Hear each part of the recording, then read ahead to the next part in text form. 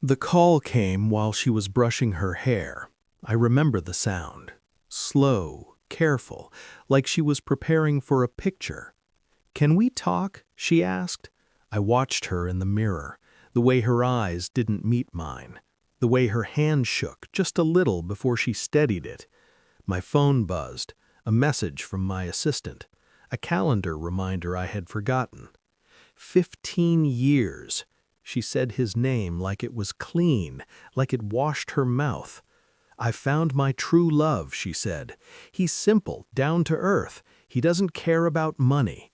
I laughed. It slipped out of me, sharp and short, not loud, not cruel, just honest. Her face changed. She thought I would beg or break. Instead, I turned away and dialed. "Cancel her credit cards," I said. "Pause the insurance until review. Change the locks on my house." She dropped the brush. The room went quiet, heavy. I didn't look back.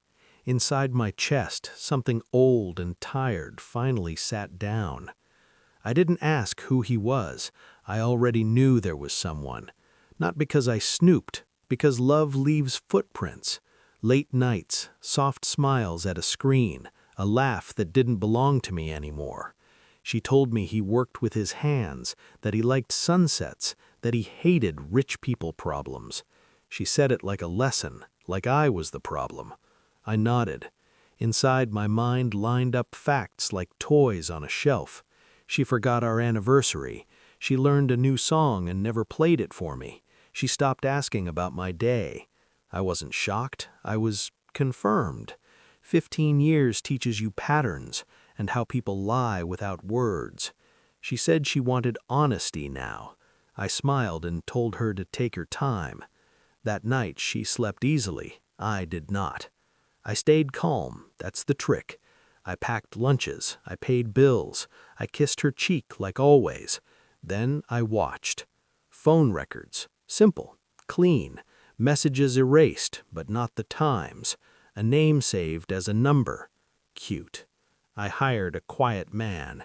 He took pictures of nothing dramatic. Coffee, walks, smiles. Love looks small when you see it from far away. I learned where he lived. I learned what he earned. I learned what he borrowed. Down to earth, she said. I found unpaid bills, old debts, a mother he supported with help from us. She didn't know. I didn't tell her. I waited. Every night I asked myself if I still loved her. Every morning the answer was colder. The report arrived on a Tuesday. I read it once, then again.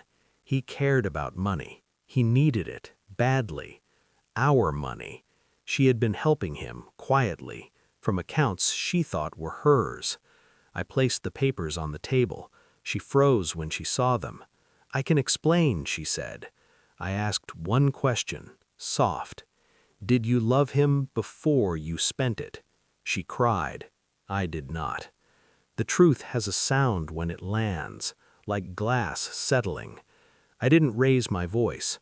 I stood and made the call. I said the words slowly so she could hear them. Cancel the cards, pause the insurance until review, change the locks. She screamed then, begged, said I was cruel. I looked at her like a stranger. "You said he didn't care about money," I said, "so this shouldn't matter." She reached for me. I stepped back. Control is quiet. She left with a bag and red eyes. The house felt bigger after.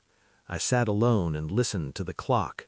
15 years ended without fireworks, without blood, without shouting, just truth.